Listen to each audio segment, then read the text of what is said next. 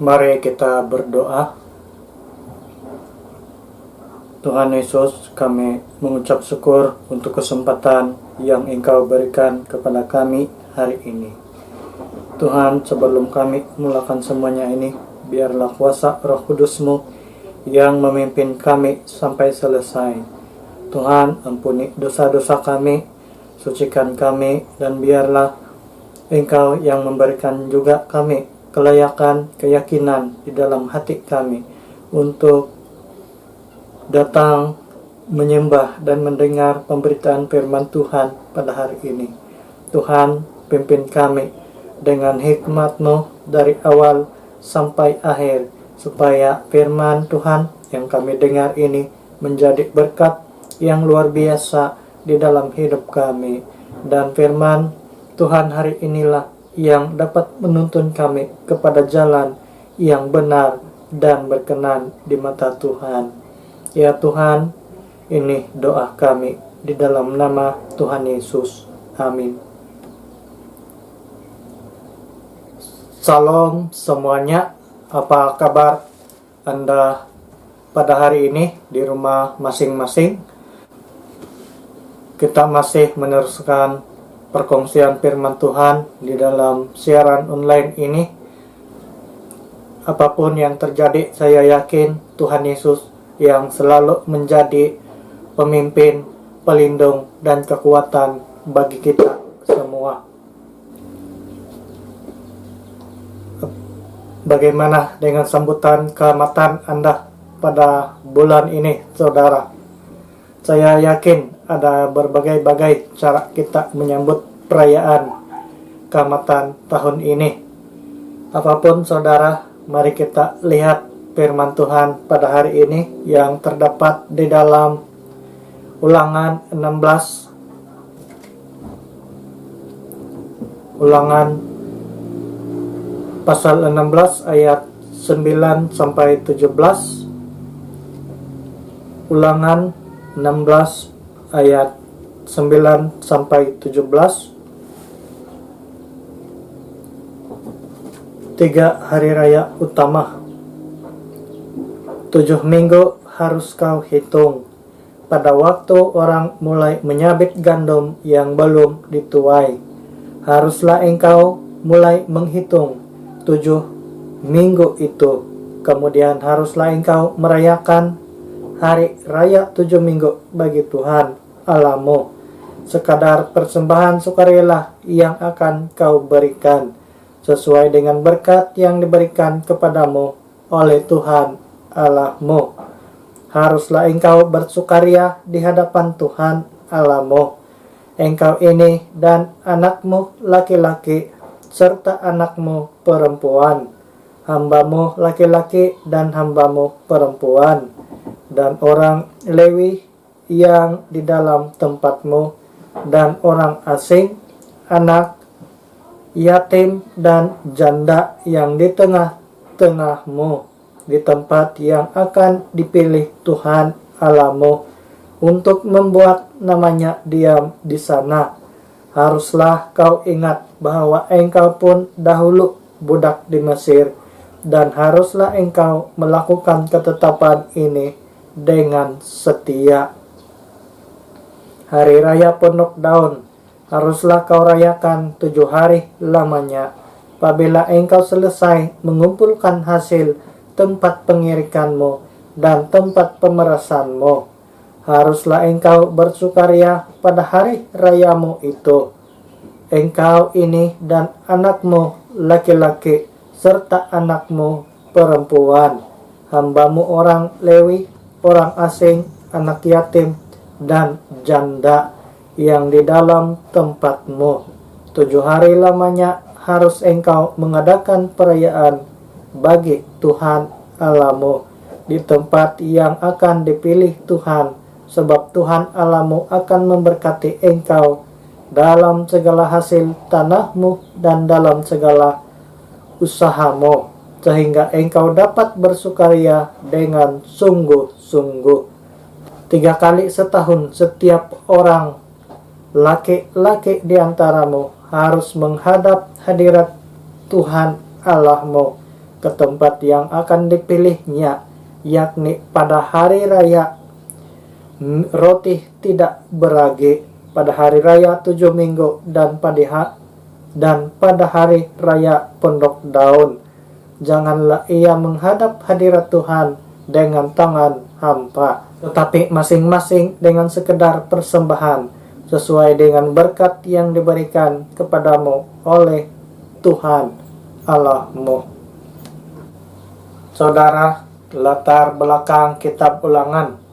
Kitab Ulangan ini dibacakan berulang-ulang oleh umat Israel setiap 7 tahun supaya tidak melupakan hukum Tuhan, dan mereka tetap mengingat perintah Tuhan yang telah diberikan kepada mereka.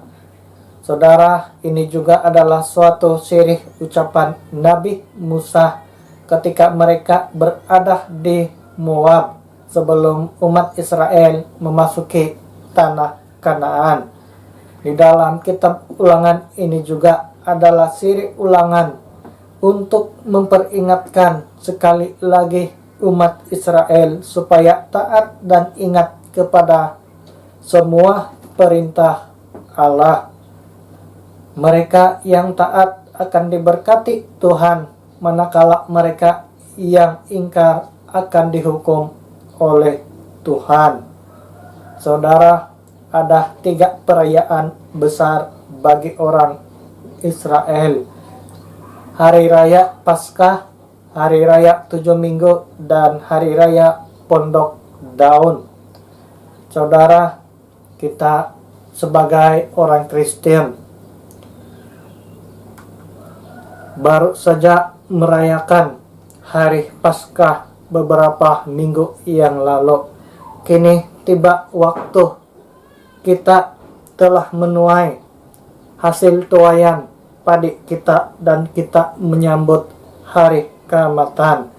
Saudara, dahulu kala Allah sudah menetapkan bahwa setelah hari Paskah ada hari menuai, dan saat itulah orang Israel akan membawa persembahan kepada Tuhan sebagai hasil persembahan secara sukarela di hadapan Tuhan. Saudara, kita juga tidak terkecuali sebagai orang Kristen. Kita baru saja merayakan hari Paskah untuk mengenang hari karya Kristus di atas kayu salib yang mati dan bangkit untuk menebus kita semua. Sekarang pula kita sedang sibuk merayakan suatu pesta, yaitu hari menuai ataupun pesta keamatan bagi orang-orang dusun. Saudara, ada banyak cara dan aktiviti orang kampung setelah siap menuai, tanda mereka mengucap syukur atas berkat tuaian di dalam pekerjaan mereka. Demikian juga dengan umat Israel, saudara. Di dalam kitab Ulangan ini, saudara, hari ini saya membawa satu tema yang mudah untuk kita semua, yaitu ucapan syukur yang menyenangkan hati Tuhan. Saudara, bagaimanakah ucapan syukur yang menyenangkan hati Tuhan? Di dalam pembacaan kita pada hari ini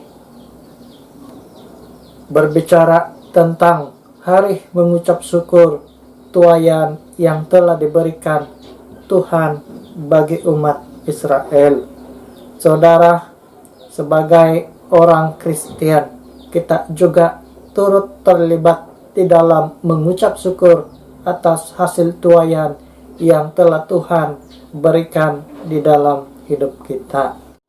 Saudara, kita perlu merayakan semua hasil tuaian kita di hadapan Tuhan.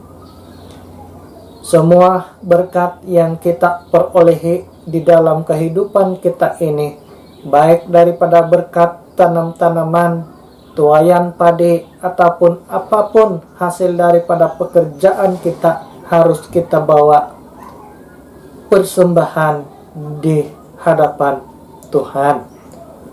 Saudara, saya membawakan hal ini pada hari ini karena inilah waktunya hari keamatan ataupun pada bulan Mei inilah selalunya setiap orang yang ada di negara kita yang menuai padi, menanam padi untuk merayakan hari tuayan padi mereka. Saudara, sebagai orang Kristen, kita perlu rayakan hasil tuayan kita di hadapan Tuhan. Karena satu, Tuhanlah yang memberikan musim dan waktu yang baik ketika menanam dan menuai, sehingga kita dapat menikmati hasil yang baik pada saat ini.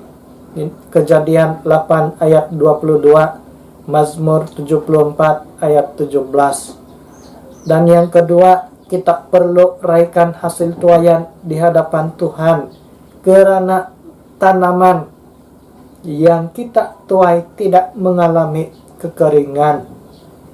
Amos 4 ayat 7. Dan yang ketiga, kita perlu rayakan hasil tuayan di hadapan Tuhan karena tanaman kita tidak dimusnahkan oleh hewan atau serangga perusak. Yoel 1 ayat 4. Dan yang keempat, kita perlu rayakan hasil tuayan di hadapan Tuhan karena kita tidak mengalami kemarau atau kebuluran sebelum waktu menuai. Dan yang kelima, saudara, mengapa kita perlu raihkan hasil tuayan di hadapan Tuhan? Kita tidak berduka cita karena kerugian tuayan, dan setiap benih ataupun tanaman yang kita tuai itu adalah berasal daripada Allah. Alkitab dengan jelas bahwa sejak dahulu kala Allah menyatakan bahwa segala musim menabur dan menuai tetap ada, bahkan semua tumbuh-tumbuhan yang berbiji atau bertunas itu adalah ciptaan Tuhan. Di dalam Kejadian 8 ayat 22 mengatakan, selama bumi masih ada, takkan berhenti-henti musim menabur dan menuai, dingin dan panas, kemarau dan hujan, siang dan malam.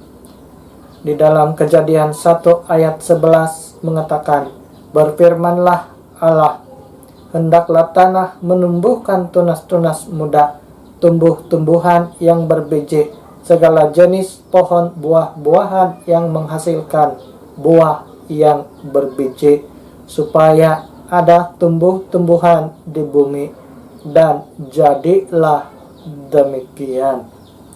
Saudara, umat Israel pada saat kitab Ulangan ini dibacakan, mereka dikehendaki supaya menyambut perayaan pesta menuai mereka ini sebagai suatu ketetapan dengan setia, dan mereka harus ingat bahwa mereka harus merayakan ini di hadapan Tuhan bersama-sama dengan semua orang yang ada pada mereka. Kita dapat melihat itu di ayat ke-11 sehingga ayat ke-12 di dalam umat Israel, bahwa setiap kali umat Israel selesai menuai gandum ataupun tanam-tanaman mereka, mereka harus mengambil suatu masa tertentu untuk membawa persembahan sesuai dengan berkat yang diberikan Tuhan kepada mereka. Saudara, kita juga sama seperti umat Israel. Walaupun kita ini bukan orang Israel, kita tetap memiliki satu waktu untuk mengucap syukur atas semua tuaian padi yang telah Tuhan berikan di dalam hidup kita. Inilah waktunya pada bulan Mei ataupun hari Keamatan kita merayakan pesta Keamatan ataupun untuk hari untuk mengucap syukur atas berkat tanaman kita. Saudara, malangnya ada begitu banyak orang Kristen yang masih mempersembahkan hasil tuaian mereka kepada Tuhan yang palsu. Mereka masih berpegang kepada kebiasaan atau tradisi yang tidak jelas dan mempertahankan hal tersebut sebagai suatu keutamaan saat mendapat hasil tuaian padi ataupun tanaman. Saudara, hal ini boleh mengakibatkan kemurkaan Tuhan kalau kita tidak berhati-hati untuk melakukan sesuatu di dalam hidup kita, terutamanya di dalam hal mengucap syukur ini. Saudara, saya bagi suatu contoh yang banyak orang tahu tetapi tidak mengerti apa yang sedang mereka lakukan. Walaupun mereka sudah menggelar diri mereka sebagai orang percaya ataupun orang Kristen yang percaya kepada Tuhan Yesus, tetapi mereka masih terlibat di dalam hal-hal yang tidak menyenangkan hati Tuhan. Saya bagi suatu contoh. Hari Keamatan disambut dengan kemuncak pertandingan unduk ngadau yang menonjolkan kecantikan diri ataupun kecantikan Dewi Huminadun sebagai yang terutama di dalam pesta tersebut.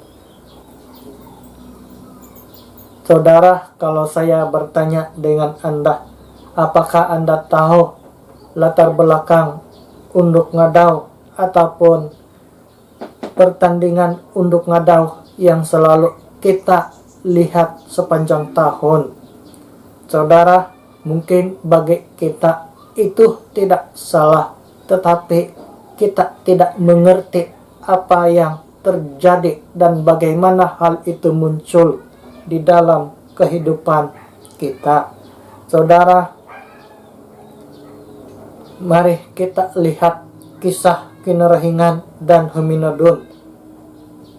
Kisah ini berbeda di antara satu suku dengan suku yang lain, tetapi tidak jauh perbedaan. Saudara, versi yang saya dapat seperti ini. Kisah ini mirip dengan pengorbanan Tuhan Yesus bagi memberikan harapan kepada manusia, tetapi diperankan oleh watak yang berbeda dan jauh daripada hal yang sebenarnya. Ini adalah tipuan setan yang coba melakukan pekerjaan ataupun cerita ini semirip dengan pengorbanan Tuhan Yesus di atas kayu salib bagi semua manusia. Saudara, menurut versi yang saya perolehi, kononnya pada suatu waktu dulu nenek moyang kita percaya bahwa sebelum penciptaan ada telah wujud sang pencipta, kononnya bernama Kinarahingan bersama istrinya Sumundu yang tinggal di Libabau ataupun dikenali kononnya sebagai surga. Mereka memiliki anak lelaki yang bernama Penompulan. dan seorang perempuan kononnya bernama Huminadun. Karena penumpulan telah memberontak di Lebabau ataupun di sorga, kinarahingan mengusirnya ke Kelungkud, kononnya di bawah bumi, dan ia memperingatkan manusia yang ada di Winarun, yang ada di atas muka bumi ini, supaya tidak bersekongkol memberontak kepada kinarahingan. Bagaimanapun kononnya si penumpulan telah mempengaruhi manusia yang ada di atas bumi untuk melawan kinarahingan, mengakibatkan kinarahingan menghukum dengan malapetaka kebuluran. Melihat hal tersebut, istri kinarahingan dan anaknya si Huminadun meminta dirinya dikorbankan agar manusia tidak pupus dan mendapat makanan. Kononnya daging dan darah Huminadun diagih-agihkan menjadi benih padi. Lalu Bambarayon, kononnya adalah roh Huminadun yang tinggal di dalam tanaman padi. Untuk mengekalkan kualiti padi, acara Memory Night diadakan untuk mengucap syukur kepada Huminadun, serta tanaman akan berhasil pada masa yang akan datang. Kononnya untuk memperingati pengorbanan dan kebaikan Huminadun untuk manusia dan benih padi yang ia berikan, pertandingan unduk ngadau diadakan untuk memperagakan kecantikan luaran dan dalaman Huminadun.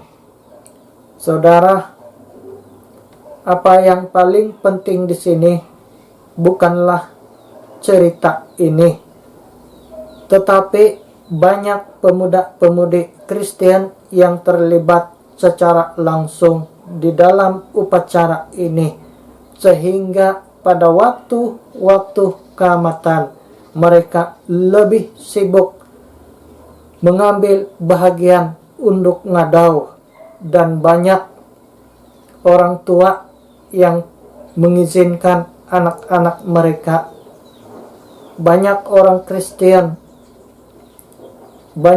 tua Kristen yang mengizinkan anak-anak mereka untuk mengikuti pertandingan unduk ngadau, sedangkan mereka tahu bahwa latar belakang daripada pertandingan tersebut adalah memperagakan kebaikan dan pengorbanan seorang dewi yang kononnya mati untuk memberikan benih padi bagi semua orang yang ada di dunia. Saudara, bagaimana kata Alkitab tentang benih yang ada di dunia ini?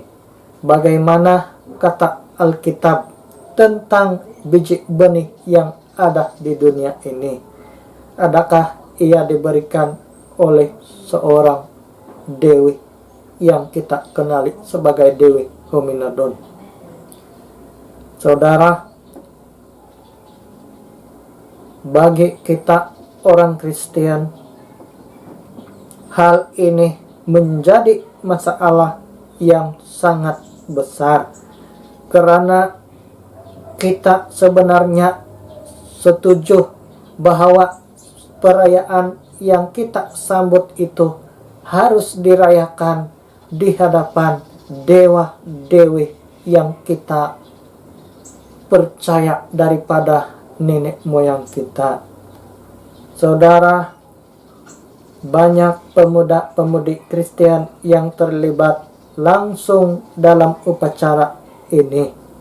Mereka terdiri dari orang-orang Kristen yang percaya bahwa Tuhanlah yang menciptakan benih dan tanam-tanaman, tetapi dalam masa yang sama mau memperagakan Huminodon dan sangat sibuk untuk mengambil bahagian unduk ngadau.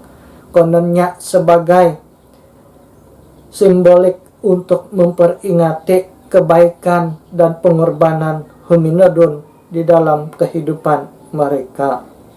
Saudara, saya ingin bertanya kepada kita beberapa pertanyaan. Saudara, saya bertanya ini kepada kita sebagai orang Kristen. Saya tidak bertanya kepada orang yang bukan Kristen, karena memang mereka tidak percaya apa yang dikatakan oleh Alkitab. Tetapi bagi kita, saudara, pertanyaan yang pertama saya, mengapa kita perlu sibuk memperagakan kebaikan Huminodon yang tidak diketahui kebenarannya?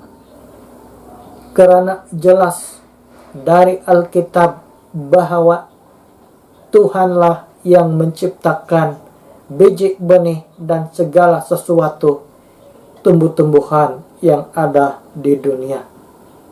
Yang kedua, saudara, sebenarnya siapa yang kita perlu tonjolkan? Tuhan Yesus atau Huminodon atau Ratu Unduk Ngadau? Yang ketiga, mengapa kita tidak berusaha peragakan kebaikan Tuhan Yesus di dalam kehidupan kita, tetapi kita lebih banyak sibuk dengan hal-hal tahayul dan tidak ada kebenaran sesuai dengan pengajaran Alkitab. Yang keempat, saudara, adakah ini cara kita menunjukkan iman Kristen yang benar? Saudara, mari kita mengingat kembali kehidupan kita. Bagaimana kita selalu mengucap syukur kepada Tuhan tentang berkat ataupun semua hasil tuaian yang kita perolehi dari pekerjaan kita selama ini. Ucapan syukur yang menyenangkan hati Tuhan harus dibawa di hadapan Tuhan.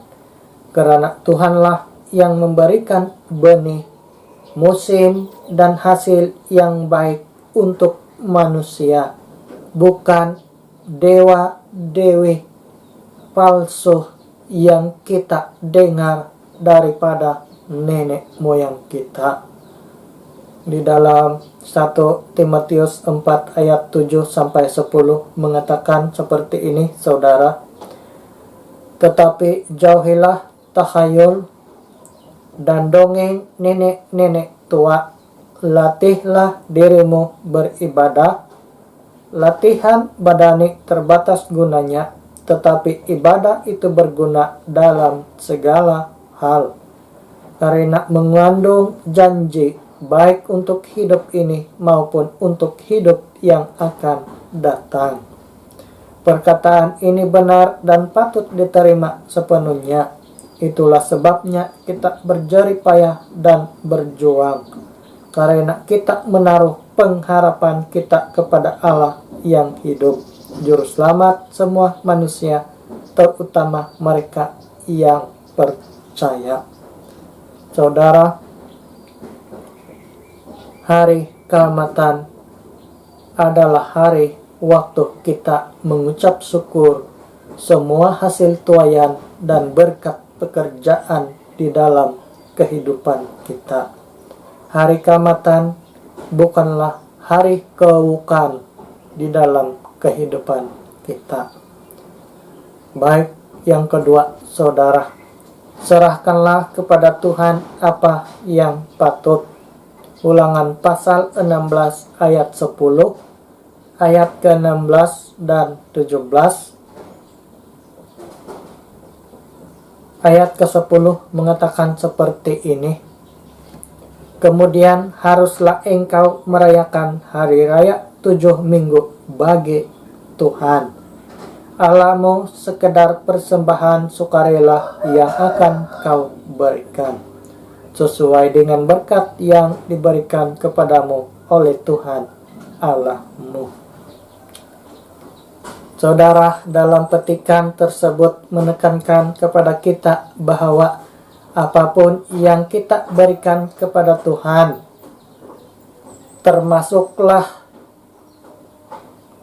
uang ataupun kebendaan, kita harus mempersembahkan itu dengan sukarela di hadapan Tuhan sesuai dengan berkat yang kita terima daripada Tuhan.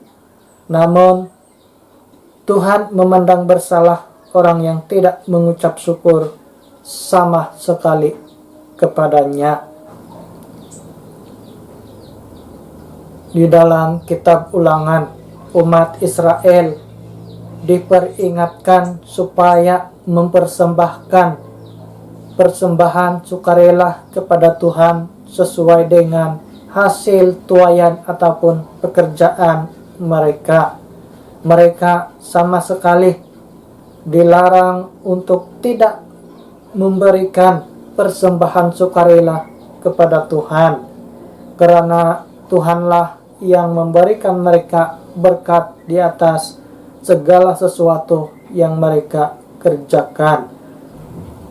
Apapun saudara, perlu kita ingat prinsip yang penting di sini adalah kalau Tuhan berikan sejumlah berkat, maka sejumlah berkatlah yang kita berikan kembali kepada Tuhan. Kalau Tuhan berikan kehidupan kepada kita, maka seluruh kehidupan inilah yang kita perlu berikan kepada Tuhan. Bagaimanapun saudara, kita perlu ingat di dalam Ulangan 16 ayat 16 mengatakan, janganlah kita menghadap hadirat Tuhan dengan tangan hampa.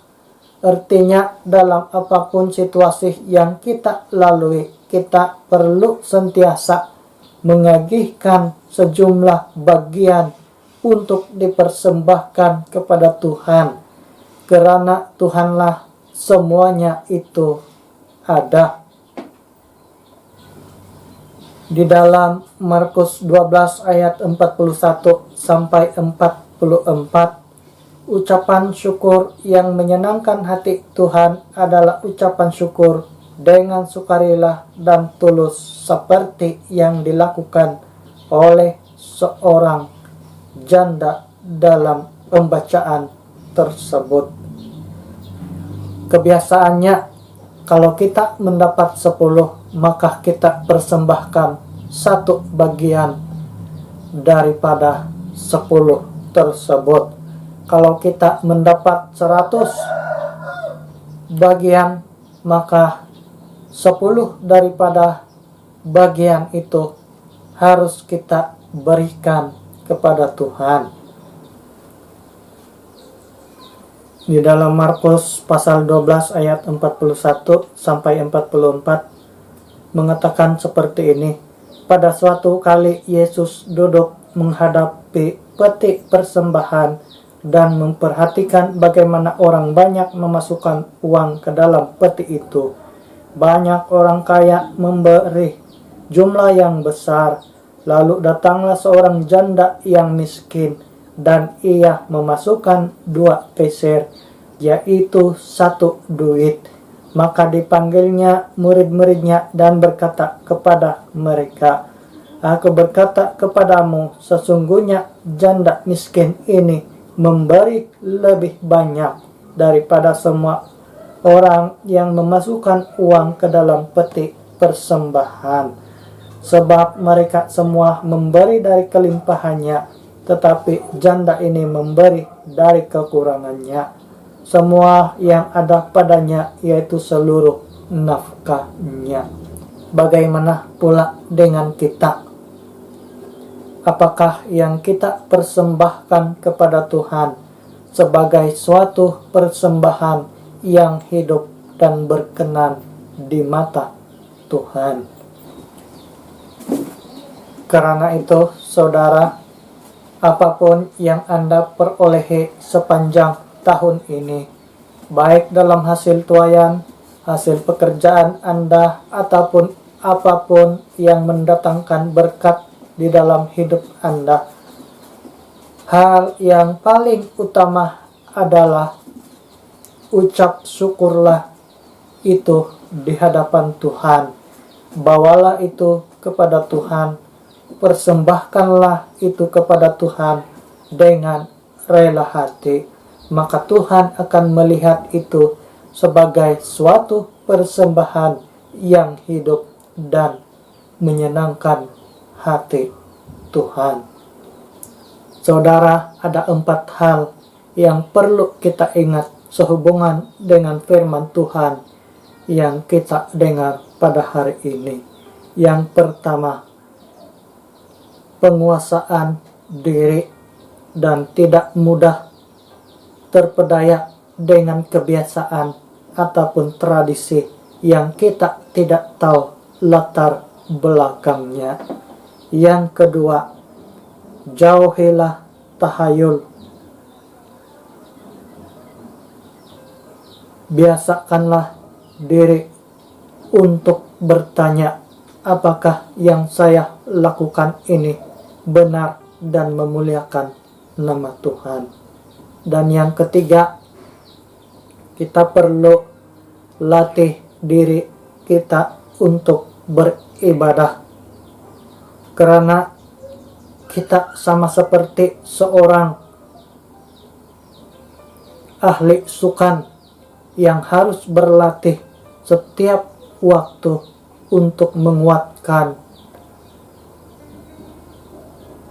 otot-otot rohani kita. Yang keempat yang kita perlu lakukan, saudara, marilah berjuang karena pengharapan kita kepada Allah yang hidup. Marilah kita sama-sama melayani Tuhan dengan cara yang benar dan berkenan di mata Tuhan. Peragakanlah Tuhan Yesus dalam hidupmu, karena Dialah yang menyediakan segala berkat jasmani dan rohani yang kekal dan sejati. Lupakanlah dongeng dan ingatlah firman Tuhan yang dapat menyelamatkan jiwamu. Mari kita berdoa. Tuhan Yesus, kami mengucap syukur untuk kesempatan yang telah Engkau berikan kepada kami sampai akhir perkongsian firman Tuhan ini. Kiranya berkat firman Tuhan pada hari ini itu tetap terus mengalir di dalam hidup kami. Ingatkan kami supaya kami tetap menjadi saksi Tuhan dimanapun kami berada. Kami tetap memperagakan Tuhan Yesus Kristus sebagai Tuhan yang berkuasa dan di atas segala sesuatu. Ya Tuhan, kami mengucap syukur untuk segala perkara yang kami perolehi daripada Tuhan. Kami percaya bahwa semuanya itu adalah berkat dan belas kasihan Tuhan yang luar biasa dalam hidup kami. Ya Tuhan, biarlah kami tetap mengingat, mengucap syukur kepadamu dengan sukarela dan sesuai dengan kehendak Tuhan di dalam hidup kami. Ajarkan kami pada saat kami tidak tahu, ingatkan kami pada saat kami lupa, dan kuatkan kami pada saat kami lemah. Ya Tuhan, berkati kami, rekan-rekan kami, keluarga, dan pemimpin-pemimpin gereja yang lain dimanapun mereka berada saat ini. Di dalam nama Yesus Kristus kami berdoa. Amin.